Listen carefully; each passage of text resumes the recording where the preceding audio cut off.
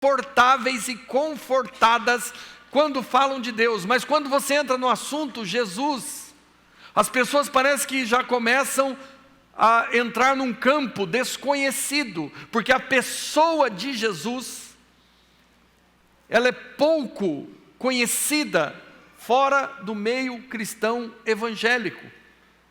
A própria obra da cruz, aquilo que aconteceu na cruz do Calvário, é muito pouco conhecido mesmo dentro do meio cristão evangélico. Porque a fé em Cristo é algo tão abstrato, mas tão abstrato, que as pessoas até nem conseguem compreender muito o que aconteceu com Jesus. Para vocês terem uma ideia, o movimento antissemitista, o que é antissemitismo? Antissemitismo é a perseguição aos judeus, que se dá em boa parte do mundo, se não a totalidade do mundo. Com exceção ao Estado de Israel, o mundo inteiro tem ódio dos judeus. Por quê? Porque eles mataram Jesus. E as pessoas não entendem que a morte de Jesus na cruz foi propósito de Deus para a salvação de todo aquele que crê. E nós vemos aqui na palavra agora que os judeus rejeitam a justiça de Deus, os judeus rejeitam a Cristo, mas isso não é prerrogativa só dos judeus, muitas vezes nós temos rejeitado a Cristo. E quando nós rejeitamos a Cristo? Quando se dá esta rejeição a Cristo? Nós estamos aqui falando de 3 níveis de fé, e eu quero falar a respeito da primeira atitude de fé que transforma a nossa vida, que é receber a Cristo. E eu vou fazer uma pergunta para vocês, e eu mesmo vou responder essa pergunta.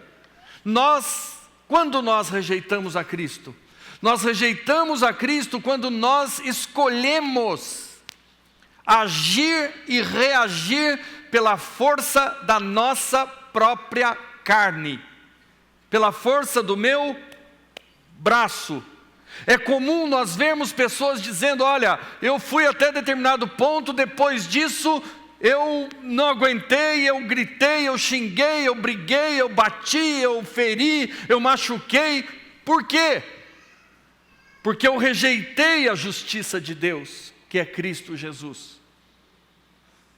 Eu convivi um tempo com a igreja lá nos Estados Unidos, e lá tinha uma brincadeira muito séria, que eles falavam dos cristãos steak. Steak em inglês é bife, é carne. Então tem muito cristão steak. Chique, né? Vocês são steak. Mas esse steak aqui é uma espécie, um tipo de cristão que rejeitou, ou tem rejeitado ainda, esta nova natureza em Cristo. E esta nova natureza, ela se manifesta, como diz aqui no verso 8, que eu quero ler com vocês. Eles dizem assim: porém, que se diz, a palavra está bem perto de ti, na tua boca e no teu coração. Isto é, a palavra da fé que pregamos, que com sua boca confessares a Jesus como Senhor, e em teu coração creres que Deus o ressuscitou dentre os mortos, serás salvo.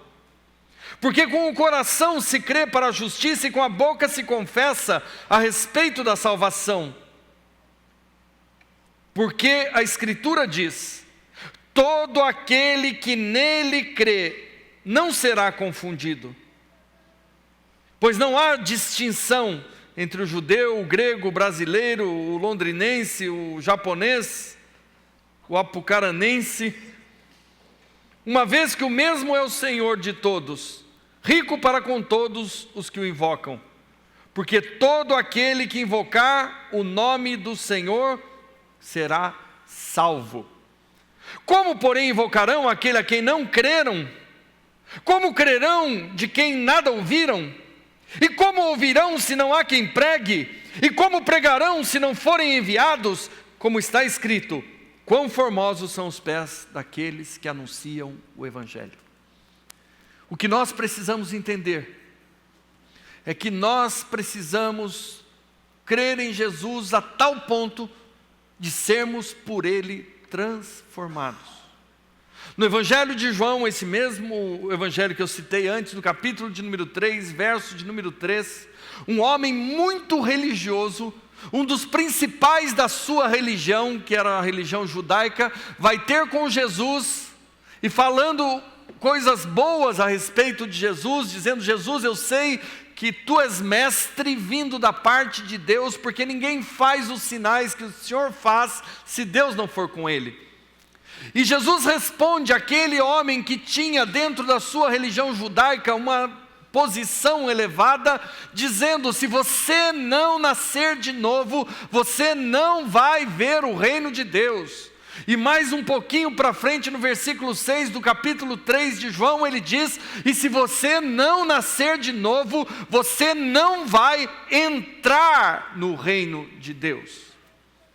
E entrar e ver o reino de Deus não é ser trasladado ou transportado para uma outra dimensão, mas é viver nesta terra, debaixo de uma nova ordem, debaixo de uma nova forma, debaixo de uma nova reação, debaixo de uma nova maneira de agir e viver.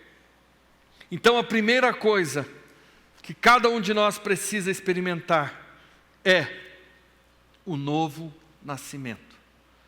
Porque senão vamos ser cristãos, usando aqui um termo muito chique, cristãos steak, reagindo na carne, vivendo na carne. E o problema da carne é que a carne vai muito bem, sabe aonde? No fogo. E aonde vai parar essa carne? O fogo do inferno. Vai virar churrasco. Então nós precisamos entender, gente, que essa é a coisa mais importante da vida de cada um de nós. Crer em Jesus de tal maneira, quando você ver aquela figura da cruz com um homem pregado nela, você entender que aquele homem representa um homem ou uma mulher que foi crucificado para que não viva mais para si, mas viva para aquele que nos amou e a si mesmo se entregou por nós.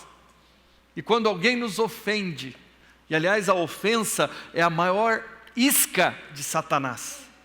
Satanás nos fisga, sabe aquele anzolzão grande de pegar peixe, aqueles peixes bem bocudo? É aquele anzol que Satanás usa. E esse anzol tem um nome, e o nome dele é ofensa. Quando nós nos sentimos ofendidos, sai de baixo. Sabe por que nós nos machucamos tanto com a ofensa?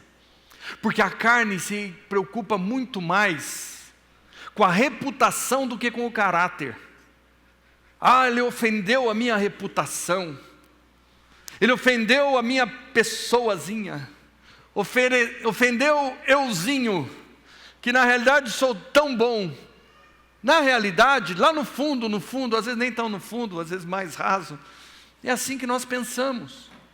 Porque estamos preocupados com a reputação, mas não estamos preocupados com o caráter. Porque se eu estiver preocupado com o caráter, a pessoa vem e me ofende e fala: não, meu caráter não me permite reagir com a violência, com a grosseria, com a maldade, com a antipatia, com a perversidade com que eu fui tratado. Porque de certa forma Satanás quer legitimar todo o mal quando nos fazem o mal. Mas esta legitimidade não nos foi dada por Cristo. A Bíblia diz que Ele foi conduzido como uma ovelha para o matadouro, e em nada reclamou.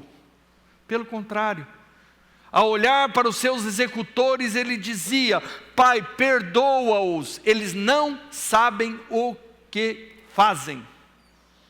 Nós temos aqui, gente, potencialmente um grupo maravilhoso, centenas de pessoas aqui nesta manhã, gente que foi escolhida por Deus, gente amada por Deus, gente que teve o preço pago pela sua vida, eu e vocês. Mas se nós não cremos nisso, se não confessamos com a boca e não cremos no coração, nós não somos salvos. E salvo do que eu tenho que ser, pastor? Quem que está atrás de mim aí? Quem que está me procurando? Salvo de você mesmo. Salvo de mim mesmo. Porque a única coisa que é capaz de colocar um homem no inferno, sabe quem é? Quem? Ele mesmo. Só eu posso me colocar no inferno. Só eu, ninguém mais. O cara pode chegar na porta do inferno e querer jogar eu para dentro. Deus não vai deixar, se eu for salvo. Ele dará ordem aos seus anjos, ele vai fazer que nem fez com Sadraque, Mesaque e Abdenego, aqueles 3 judeus que foram levados para a Babilônia, que foram lançados numa fornalha sobremodo aquecida, e a hora que o rei olha lá dentro, para surpresa deles, estavam passeando no meio do fogo. E eles olharam e não tinham mais 3, agora eram 4 homens, e o quarto tinha a semelhança do Filho do Homem, que é o próprio Jesus. E quando eles saíram lá de dentro, não havia nem cheiro de fumaça neles. Por quê? Porque não eram steaks, eram filhos amados do coração de Deus, transformados pela fé em Jesus Cristo. E é esta convicção, e é esta fé, e é esta certeza, e esta atitude, e esta confiança que Deus quer selar no coração de cada um de nós, ao ponto de que nós não vamos mais ceder à ofensa. Embora sejamos muitas vezes ofendidos por pessoas, nós temos que entender que a nossa luta não é contra a carne, nem contra o sangue, mas contra principados, potestades e espíritos da maldade que atuam neste mundo tenebroso. Normalmente nós somos ofendidos por pessoas que já foram ofendidas. Quem é ofendido, ofende. Quem é ferido, fere. Quem está machucado, machuca. Então nós temos que olhar para aquele que nos está tratando desta maneira, com olhos de misericórdia. Quando alguém me trata assim, eu posso perguntar para essa pessoa: o que está acontecendo com você? Há algo errado com você. Você não está bem. Você está reagindo de uma maneira que não é a correta.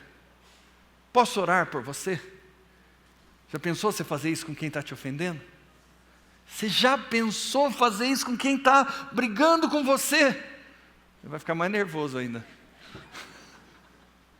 Não vai não.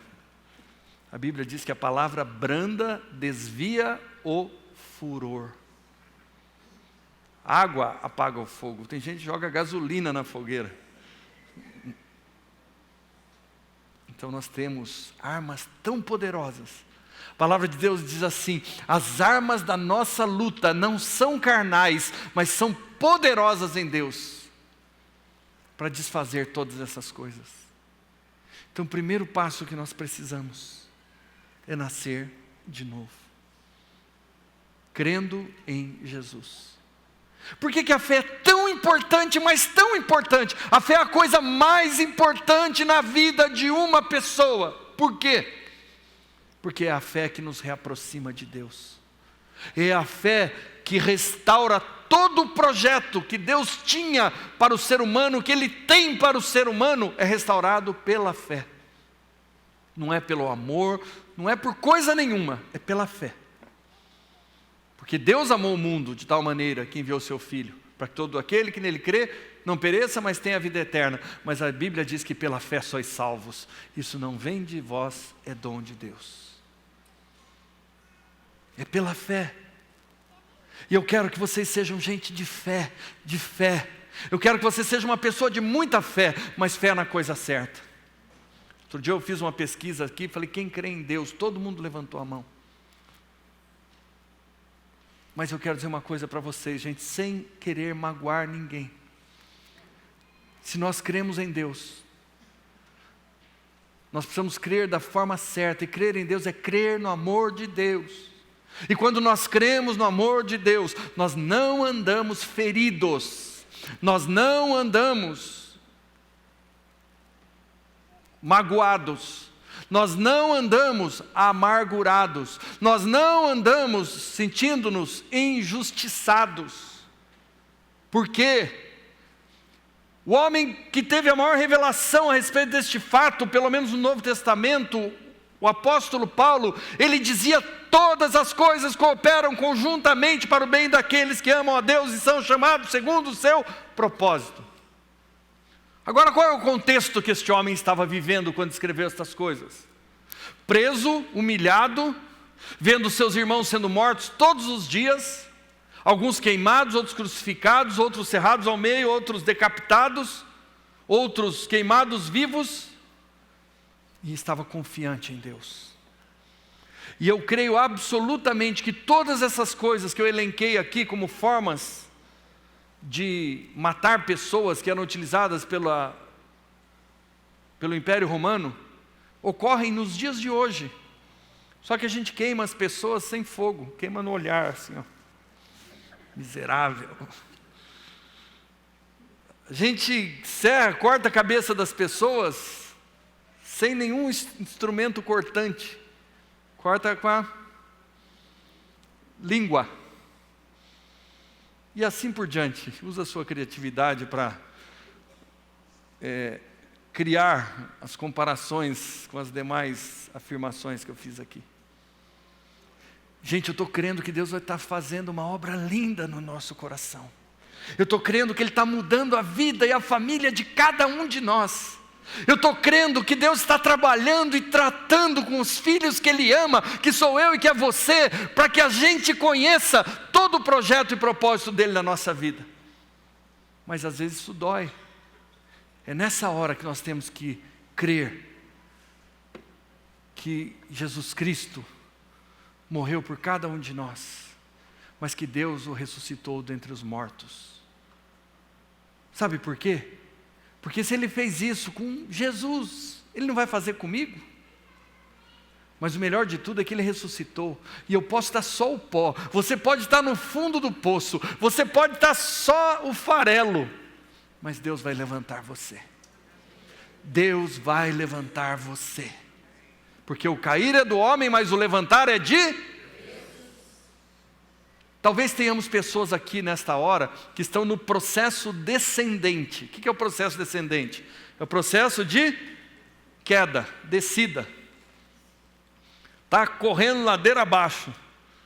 A velocidade está aumentando, está descendo cada vez mais rápido. Mas eu quero dizer que tudo isso está debaixo do controle de Deus. Quantos querem sair daqui nesta manhã libertos? Eu quero que você creia agora naquilo que você está ouvindo.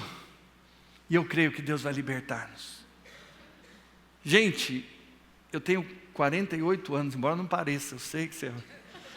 Antes que vocês digam, deixa eu me antecipar. Alguns podem dizer: nossa, pensei que tinha bem mais. Um dia, o pastor Carlos Alberto estava lá nos Estados Unidos.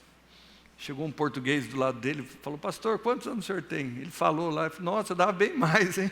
Ele está com uma raiva desse português até hoje. Então já foi curado, perdoou. Mas na realidade, gente, 48 anos, já vivi um monte de coisa assim. Já passamos por dificuldades seríssimas. Vocês sabem o momento que eu tenho vivido com a minha casa em relação às enfermidades que nos alcançaram. Vocês sabem que eu fiquei doente, sabem que a pastora está fazendo um tratamento quando nós achamos que tinha terminado. Ela fez quimioterapia, depois fez a cirurgia, depois, para nossa surpresa, teve que fazer radioterapia. Ela não podia fazer, mas teve que fazer de novo. E a hora que terminou, falamos: estamos livres. O médico falou: mais um ano de quimioterapia. Mas sabe o que a gente está sentindo?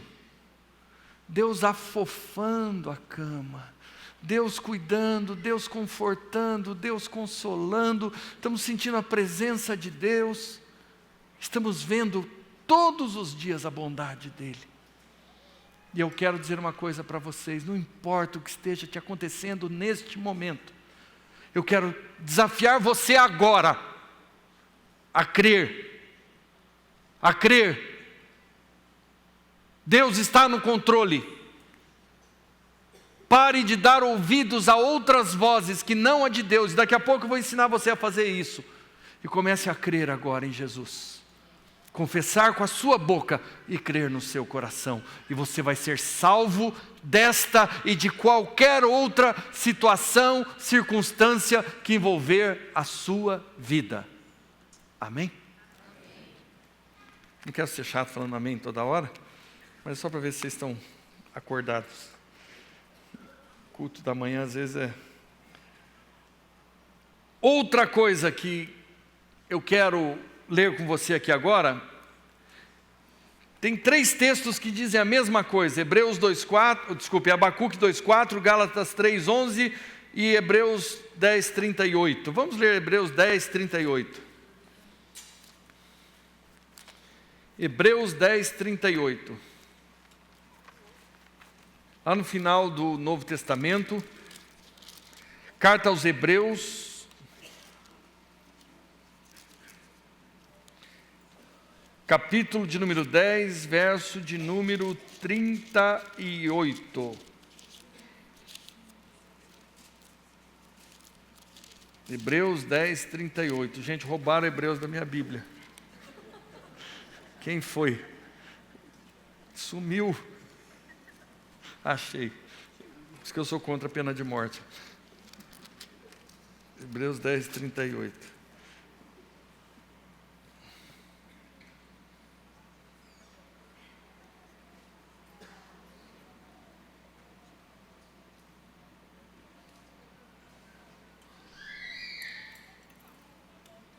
Vamos ler a partir do 35. Olha o que está escrito aí. Hebreus 10:35. Não abandoneis, portanto, a vossa confiança. Não abandoneis, portanto, a vossa confiança. Não abandoneis, portanto, a vossa... Você pode dizer isso para a pessoa que está ao seu lado? Não abandone a sua confiança.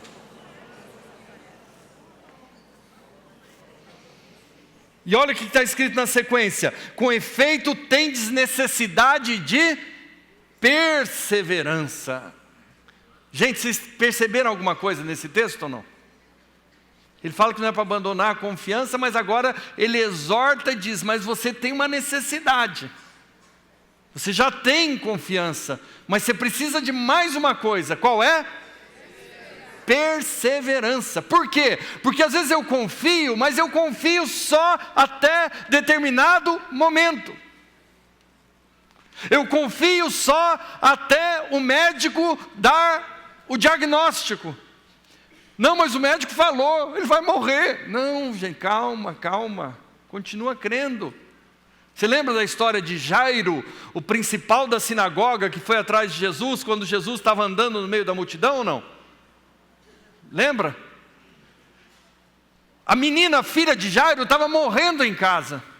E o pai vai atrás de Jesus, e Jesus está lá andando no meio da multidão, e para o azar de Jairo, tem uma tal de uma mulher de um fluxo de sangue que encosta em Jesus e é curada.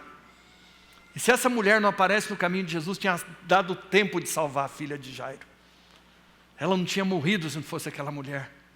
Jairo ficou com ódio daquela mulher até hoje. Porque se não fosse aquela mulher, a filha dele tinha sido salva, não tinha morrido. Daí o que aconteceu? Jesus vai conversar com a mulher e Jairo do lado. Jesus, olha a hora, minha filha está quase morrendo. E quando estava aquele diálogo ali, chega alguém da casa de Jairo e fala, Jairo, você não sabe, aconteceu o pior, sua filha morreu. E Jairo falou, Jesus, ela morreu. O que Jesus disse para Jairo? Não temas, crê somente.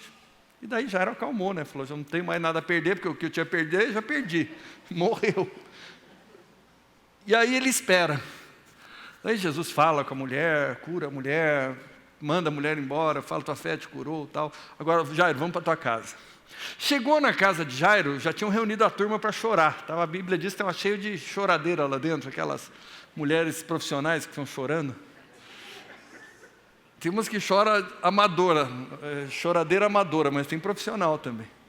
Chegou lá, Jesus põe toda a turma para fora.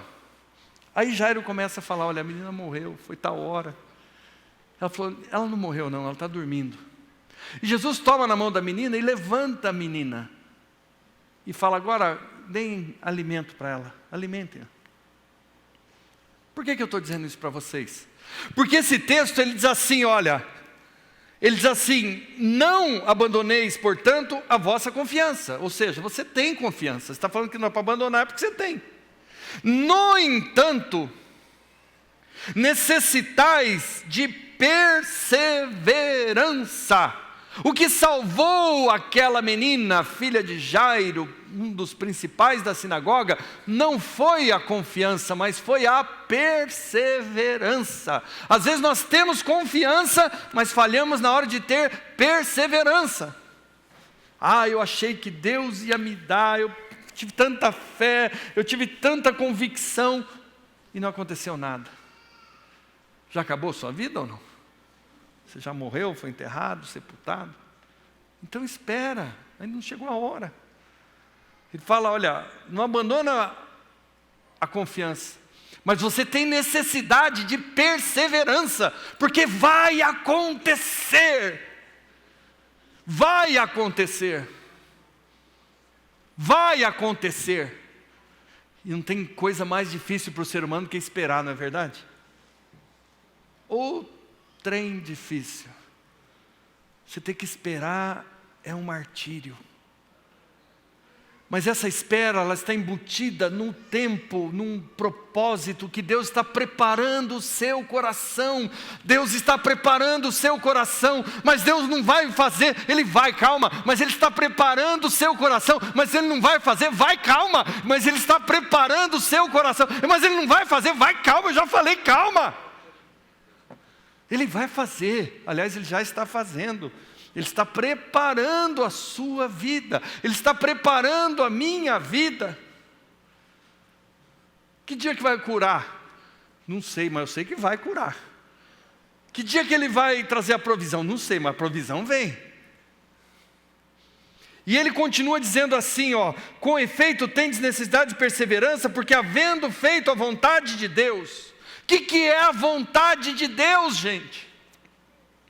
Pastor, se o senhor souber, me fala que eu faço agora. Assim Ele já resolve meu problema.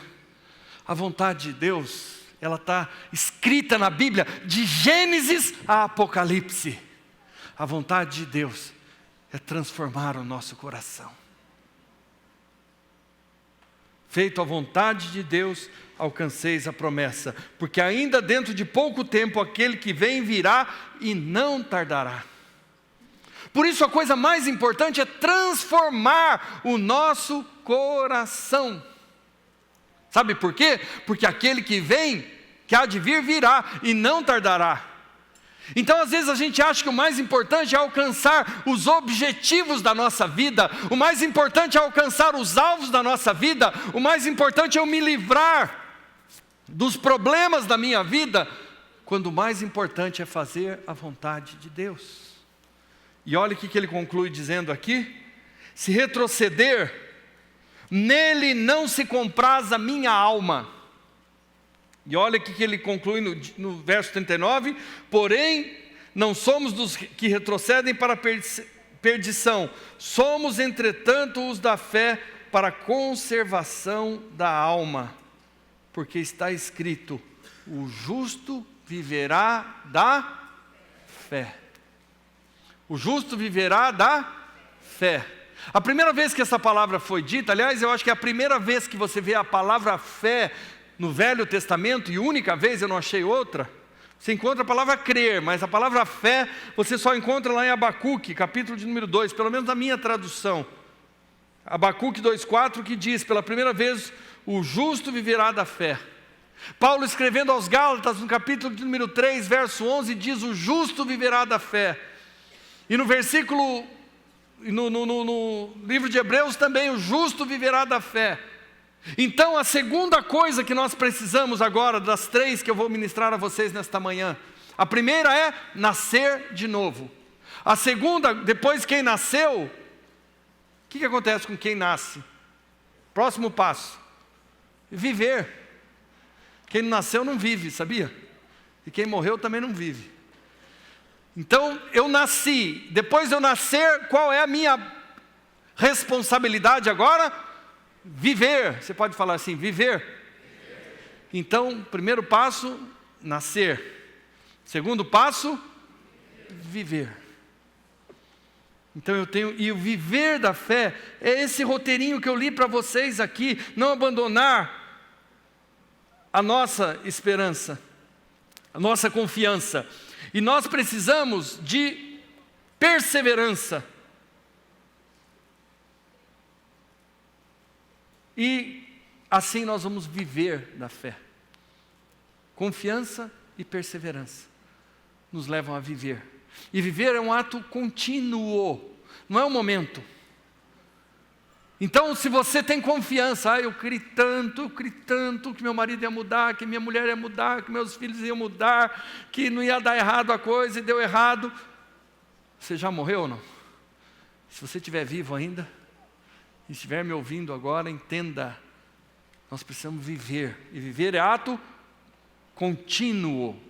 E quando você está vivendo pela fé, mais cedo ou mais tarde, depois de ter feito a vontade de Deus, a promessa vai se cumprir sobre a sua vida. E agora tem uma outra coisa, gente do céu, esse é o desafio. Não, se tem um desafio é esse que agora nós vamos ouvir aqui.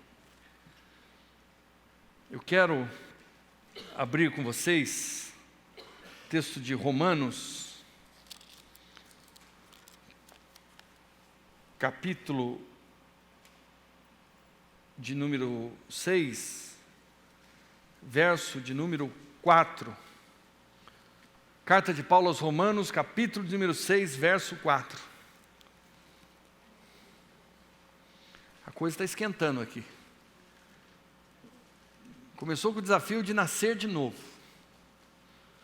Você nasceu de novo, achou que estava tudo certo, vida tranquila, tudo em paz. Aí você descobre que você tem que viver. E viver não é uma coisa fácil não, viu? Viver não é fácil. Viver não é brincadeira não, como diz o poeta. Mas agora tem mais uma situação. Talvez agora o maior desafio. E eu vou encerrar com ele. Romanos 6,4, olha o que diz aí. Fomos, pois, sepultados com Ele, com Cristo, na morte pelo batismo, para que, como Cristo foi o quê? Ressuscitado dentre os mortos pela glória do Pai, assim também andemos nós em novidade de vida. Nascer, qual é o segundo passo? Viver agora, você encontrou um verbo aqui, andar. Andar é o terceiro passo. Os 3 níveis da fé. Nascer. Segundo. Terceiro. Mais uma vez. Primeiro. Nascer. Segundo. Terceiro. Talvez para algumas pessoas que estão ouvindo isso, ou que venham ouvir, não só através aí da internet, mas dos materiais que nós estamos produzindo neste momento, através desta mensagem, isso pode ser uma escolha. Talvez eu vá, talvez eu não vá, talvez eu nasça de novo, talvez eu não nasça, talvez eu viva isso que o pastor está falando, talvez eu não viva, talvez eu ande, talvez eu não ande. Aqui está a diferença entre o céu e o inferno. Aqui está a diferença entre uma vida abundante, feliz, abençoada, porque eu creio que não exista um ser humano entre nós nesta manhã que não queira viver bem. Tem alguém aqui que fala, pastor, eu decidi, eu quero viver da pior maneira possível. Tem alguém ou não? Tem? Se tem, fala agora ou fala mais tarde. Não tem ninguém. Mas às vezes o nosso discurso, ele é contrariado pelas nossas atitudes. Nós nos negamos a receber a justiça de Deus, que é Cristo Jesus. Eu quero fazer a minha justiça. Eu quero fazer a minha justiça. Nós nos negamos a perseverar, porque perseverar implica em esperar, e se tem uma coisa que eu não consigo é esperar.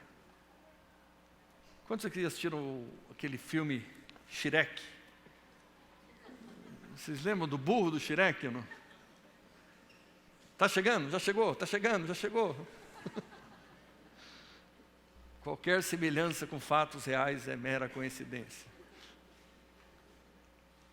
A gente não consegue esperar. E agora o desafio aqui é andar em novidade de vida. O que é andar em novidade de vida? É andar de tal maneira que o novo nascimento e o meu modo de viver refletem na maneira que eu ando.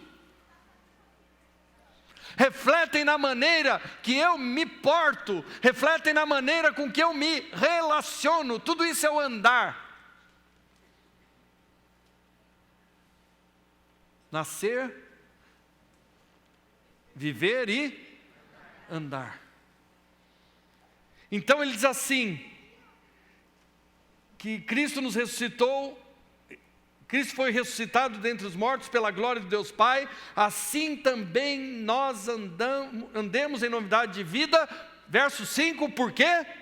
Se fomos unidos com Ele na semelhança da sua morte, qual é a palavra que está aí na sua Bíblia?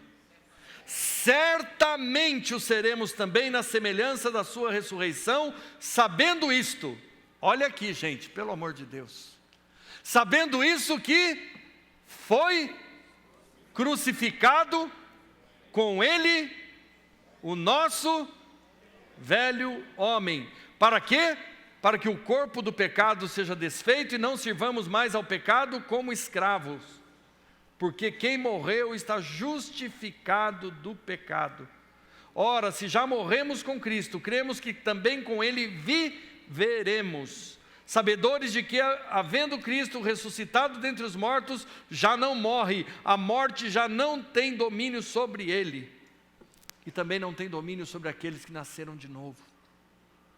Então o desafio agora é andar pela fé. Andar pela fé. Andar pela fé. Andar pela fé. Andar pela fé. Estou repetindo assim porque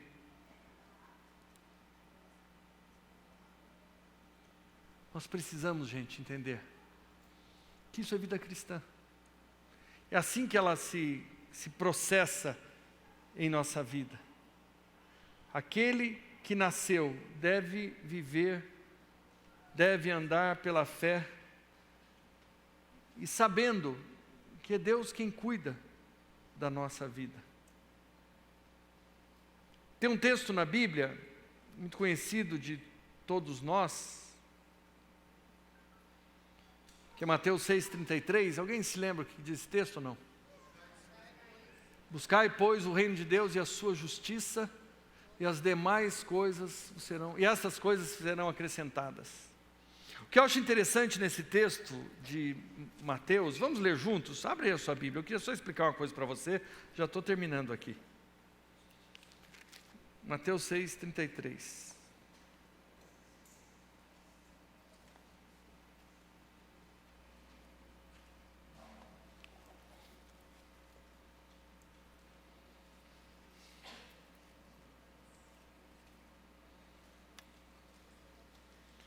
Olha que tua Bíblia tem um subtítulo lá antes do 25, o que está escrito aí? Sabe o que está escrito aqui na minha Bíblia? A ansiosa solicitude da vida. Sabe o que nos impede de andar em fé? Nós nascemos de novo pela fé, nós vivemos pela fé, o justo viverá da fé, e sabe o que nos impede de andar em fé? A solicitude da vida. É a preocupação com as coisas materiais. Por isso está escrito que o justo não anda pelo que ele vê, mas pelo que ele crê. Porque se nós andarmos por vista, como diz a palavra, nós seremos incapazes de andar pela fé, porque a fé não vem pelo ver, a fé vem pelo ouvir.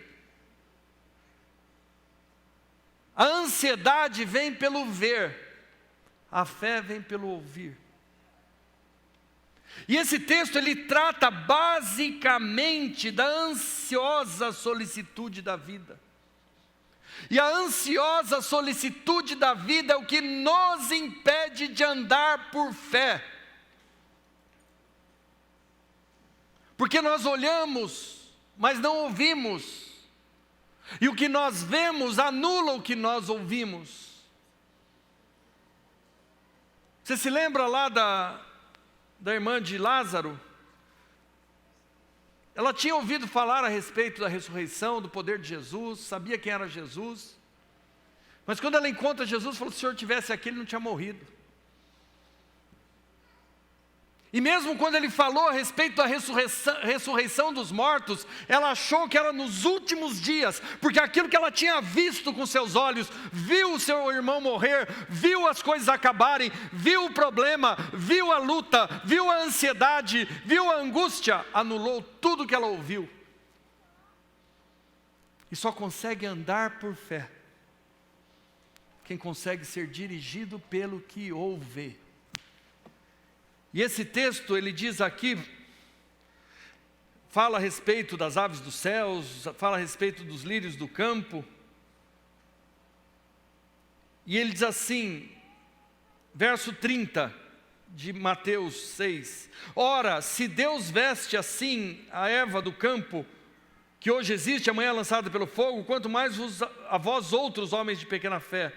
Portanto, não vos inquieteis dizendo que comeremos ou que beberemos, ou com que nos vestiremos, porque os gentios é quem procuram todas estas coisas.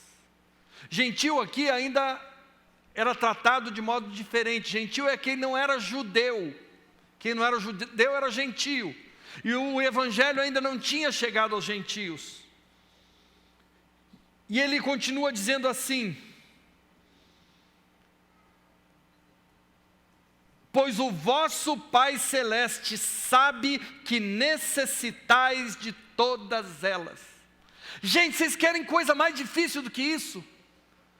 Alguém pode dizer agora: pastor, chegou, é para acabar agora.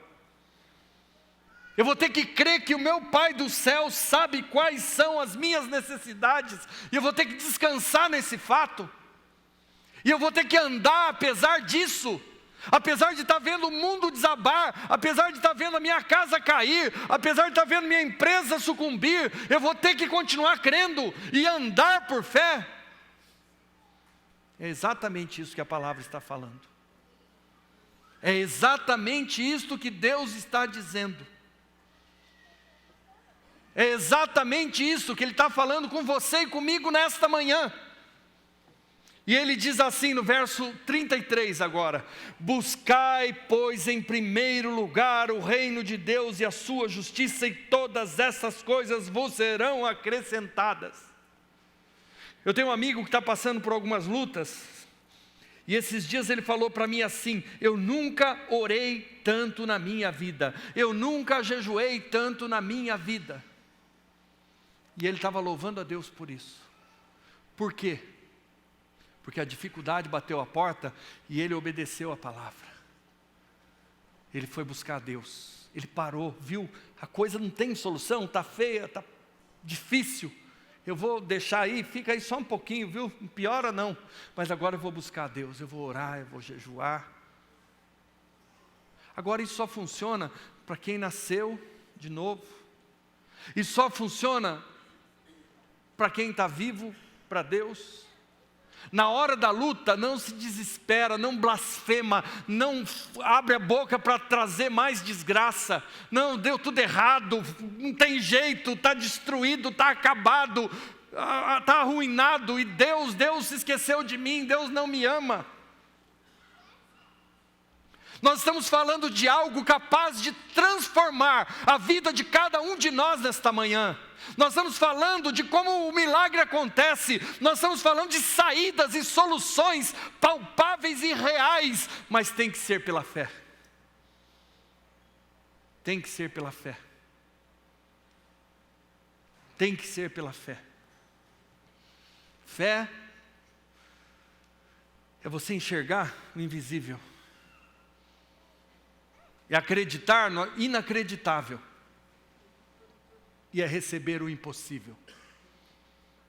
Isso é fé. E andar por fé é andar de olho fechado. É andar como andou Abrão. A Bíblia diz que Deus chegou para Abrão. Quem que é Abrão, pastor? Abrão é conhecido como o pai da fé. Deus chegou para Abrão e falou: Abrão, sai da tua terra e da tua parentela e vai para o lugar que eu te mostrarei. Deus mostrou antes? Não. Mas a Bíblia diz que ele saiu. Ele foi. Sem saber para onde ia. E no meio do caminho Deus ia falando com ele: agora você vira à direita, ele virava à direita. Agora você vira à esquerda, ele virava à esquerda. Agora você passa aquela baixada, ele passava aquela baixada. Agora você sobe aquele monte, sobe aquele monte. E assim foi a vida do pai da fé. E assim vai ser a vida dos filhos da fé que estão aqui nesta manhã. É pelo ouvir. E você está ouvindo agora, receba, receba, é Deus quem está falando com você, receba, Deus está falando neste lugar, receba. Não é pelo que você vê. Você olha o saldo do banco e fala: não vai dar não. Aí a vaca foi para o brejo. Você tem que falar: vai dar sim. Porque o pouco com Deus é muito. E o muito sem Deus não é nada. Eu quero que você saia daqui nessa manhã muito convicto disso. Eu vou finalizar agora, prometo, viu? Você creia que vai dar certo, que vai dar certo. O pastor está acabando. Eu queria ler um texto das Escrituras com vocês. Romanos 14, 17. Romanos 14, 17, já estou finalizando aqui.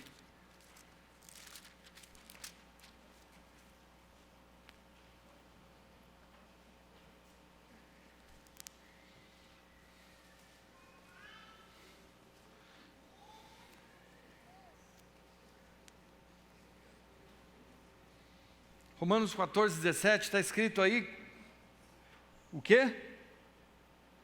Porque o reino de Deus não é comida nem bebida, mas justiça, paz e alegria no Espírito Santo. Por que ele está falando sobre comida e bebida? Por que lá em Mateus 6,33 fala de comida e bebida? Porque são coisas que a gente vê, mas porque também eles viviam no meio do deserto. No meio do deserto você quer o quê? Quer comer e beber. Não tem comida, não tem bebida, você vai morrer. E ele diz: o reino de Deus é muito mais do que comida e bebida. O reino de Deus constitui mudar teu coração. O reino de Deus constitui colocar em você uma vida nova. O reino de Deus constitui fazer você nascer de novo. O reino de Deus constitui fazer você viver uma nova vida. E o reino de Deus constitui agora em fazer você andar quando tudo parece estar dando errado. Você está entendendo? Está tudo perdido. Anda. Você lembra lá de Ezequiel 47? A água começou a subir e o homem me fez passar pela água.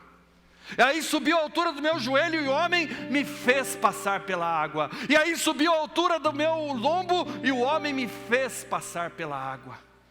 O homem quer fazer você passar pela água. Só 2 versículos para acabar aqui. 1 Timóteo 6,11. 1 Timóteo 6,11. Vai ser 1 minuto. 1 Timóteo 6,11.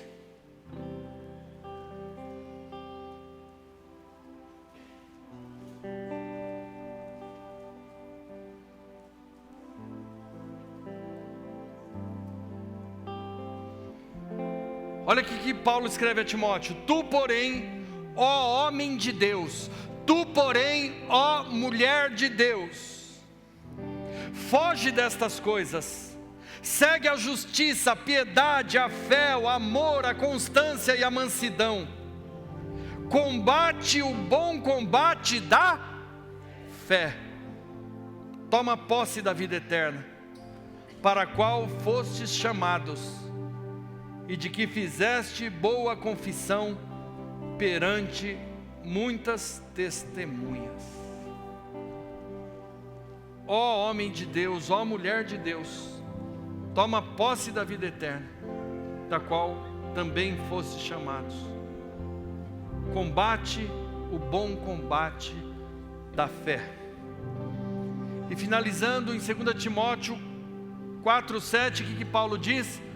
Combati o bom combate, terminei a minha carreira e fiz o quê?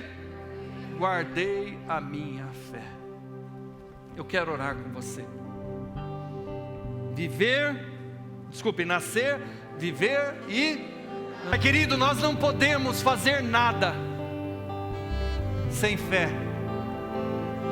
Tua palavra diz que sem fé é impossível agradar ao Senhor. Sem fé não conseguimos nascer de novo. Sem fé não conseguimos viver no teu reino. Sem fé não conseguimos andar. Pai, opera um milagre nesta manhã, por causa da tua palavra que nos foi enviada. Pai, em nome de Jesus, nesta hora, meu Pai, quebra as cadeias que prendem a vida dos teus filhos. Quebra toda a cadeia, meu Pai. Rompe os grilhões. Arrebenta as amarras. Renova, Senhor, o coração. Pai, o Senhor falou de tantas maneiras a cada um de nós nesta manhã. Agora, pelo Teu Espírito Santo, meu Senhor, convence-nos, convence-nos, convence-nos, convence-nos, Senhor. Pai, abençoa cada vida que aqui está. Senhor, toca neste que nunca nasceu de novo, e leva a ter esta experiência nesta manhã, para que possa dizer: já estou crucificado com Cristo. Já não sou eu quem vive, mas é Cristo que vive em mim. Pai, ajuda este que não consegue viver pela fé, e em todo tempo os seus olhos o traem, negando a própria convicção no Senhor.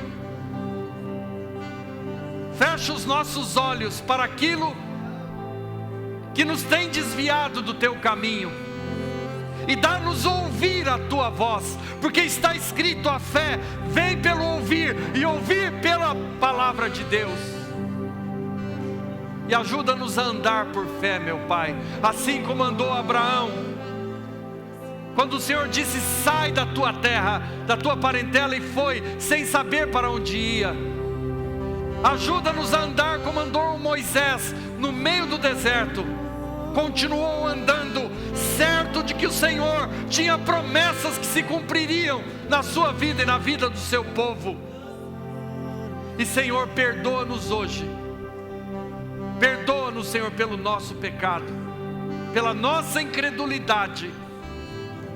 E ajuda-nos, como Paulo disse a Timóteo, a combater o bom combate da fé. A combater o bom combate da fé. O combate da fé na nossa própria mente. O combate da fé é dentro do nosso coração. Para que um dia possamos dizer: eu combati o bom combate, eu terminei a carreira e eu guardei a minha fé. Seja este o testemunho de cada um dos Teus filhos que aqui estão nesta manhã, para o louvor da Tua glória, em nome de Jesus, amém.